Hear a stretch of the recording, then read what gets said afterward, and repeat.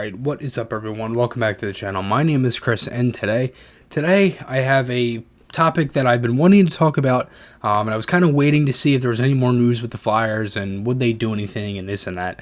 But again, they haven't really done anything. They signed Nicholas Kubo, which I talked about before. Also signed goaltender Alex Lyon again to be that third goaltender in the Flyer system.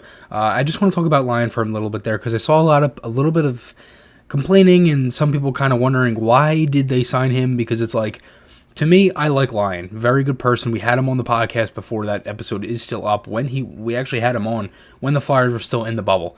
So that was really cool to see and to talk to him and get the experience right there. Pretty much, right there on hand of like what the bubble's been like and things like that. If you haven't checked it out, please go check that out. As I say at the end of all of my videos, is that the podcast with the links and the articles and all that is at the end. But again, that's on the About section on my channel. But anyways, to get off of that and go back into Lyon, I like Lyon. Very good person. He's a really nice guy. I think he's a good goaltender. He's not the greatest, but he's a solid AHL starter. Maybe a low NHL backup. I think he could compete for an NHL backup spot at some point in his career. My thing is that with the AHL uncertainty, and there's been the December 4th start update, and who knows if this happens, and now the NHL is getting pushed back to like January is what it's looking like. You got the World Juniors going in December and the Edmonton bubble. There's so much going on. So my thing is that why would Lyon want to go and sign with another team when he doesn't even know if he's going to be playing, right? Why would he want to go and sign with another team that he doesn't know anybody, doesn't know any of the players, trainers, his teammates, whatever? Why would he want to do that when he could just stay here for 1 year and then hopefully everything will fizzle out, and then I would not be surprised if he were to go and sign somewhere else after this year, because again, it's only a 1-year contract. So again, I could honestly see him going out and then the Flyers using a guy like Ustimenko and Sandstrom. Those guys can be, Ustimenko could then definitely be your AHL starter. But again, I think it is good for the Flyers, and as I talked about with Lyon as well. But that's not the main purpose of this video. I wanted to talk about James Van-Riemsdyk, Shayne Gostisbehere, and some of these trade rumors. I'm going to start off with the trade rumors. I saw something the other day about maybe the Flyers are looking at Johnny Gaudreau and that they were in for it. I'm not going to hint on this too much because I talked about this before. It could happen. I'm not really sure if it does. I could maybe see something like a Ghost Lawton and maybe like a first-round pick. Maybe something going that other way for Gaudreau. I talked about this with Yariv just on the phone, as we do that for a while at times. But we've definitely pondered on it. Well, now, the other thing that I saw was Nolan Patrick was getting looked at by Winnipeg, and the Flyers were like looking at Line A or something like that. Why the hell? Two reasons. Why would the Flyers want to give up Patrick? Why would Winnipeg want Patrick, right? Why would the Flyers want to give up on a young kid who you just drafted a couple years ago and who's been riddled with injury, and the skill and the talent that the kid has? Why would Winnipeg want a player who's been banged up with injuries? And head injuries, for that matter. And again, it's something against Patrick at all. I'm just saying it's realistic. Why would they want a player who's been riddled with injury? And why would that have anything to do with Patrik Laine? What could the Flyers be, poking Winnipeg with to get Patrik Laine back? I don't understand that at all. I don't think it makes any sense.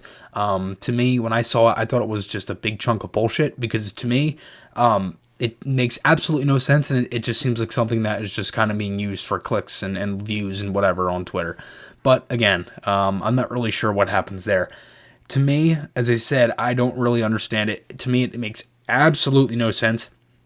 And it's just one of them things where it's like, this just, again, it looks like something that is literally used just for somebody to get views or whatnot, and just cause a whole different argument and a whole different thing. Oh, do the Flyers get Laine now and this and that? I just don't see it at all.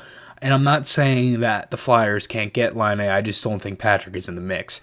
Wouldn't be surprised if the Flyers are looking to try to get Laine. Same thing with Pietrangelo. Wouldn't be surprised if there's like 25, 27 of the 31 NHL teams knocking on St. Louis's door saying, "Hey, can we talk about Pietrangelo?" Because again, I would not be surprised if there are teams looking in. I wouldn't be surprised if the Flyers were as well. But moving on to JVR, right? JVR, 31 years old. Unrestricted free agent going into 2023-24. He's got 3 years left on his deal, and $7 million cap hit, right? Ghost, 27 years old, 4.5, and he'll also be an unrestricted free agent the same year as JVR, 23, 24. It is definitely easier to move Ghost than it is JVR. JVR, 31 years old, a cap hit of $7 million, right? You kind of know what JVR can give. He's a veteran guy, can pretty much play. He can really play any role, just don't know if he plays it that well. He's just pretty much in AV's doghouse all year. He kind of underperformed. Everybody didn't like him. I shouldn't say didn't like him.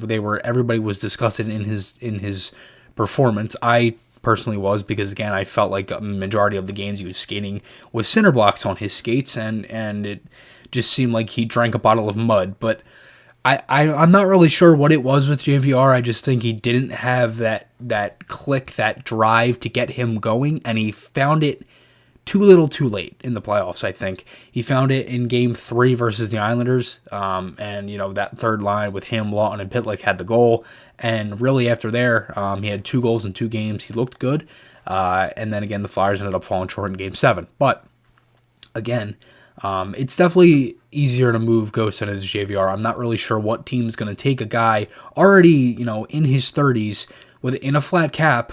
Like, what team is going to take a guy with $7 million on his cap in a flat cap world who's already over the age of 30?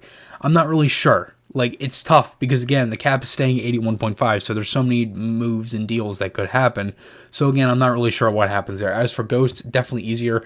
As I said, 27, 4.5. He's also a defenseman, so that is easier as well. Ghost has more to give. Everybody knows that. Same with JVR. But, again, Ghost definitely has a lot more to give, and he's a lot more to prove, too. I would not be surprised if the Flyers try to move him. If they do, I think it will be on draft day. To me, if they move Ghost draft day, I would not be surprised if he gets moved for the Flyers to move up in the draft. I honestly would like to see the Flyers move up if they can. If they have somebody that they want to look at, go ahead. I really want them to try to get a pure goal scorer in this draft. I would like somebody like... I mean, there's so many guys I could really think of here. Seth Jarvis is one of them. Jacob Perreault. I mean, there are just so many guys that I could really think of, and it's just like, I really, really would like these guys to be on this team, and for the Flyers to just move up in the draft, because again, I don't want to be paying Ghost $4.5 million to sit in the press box. So again, if you're going to move him when you are very tight on cap space and you still have some guys to sign, then I would not be surprised if the Flyers try to move him. Let me know what you guys think below. This is a very different topic and things like that, I know. But again, there are a lot of things. And as for the draft, I mean, it is really coming close here. As of Cap Friendly's website, this is actually very cool. They have it on here. But the draft itself, the first round is in 9 days, 3 hours, 17 minutes, and 18 seconds. So as the time on this video is ticking down, the time on the clock is ticking down. So now it's 12, 11, 10. You get the point.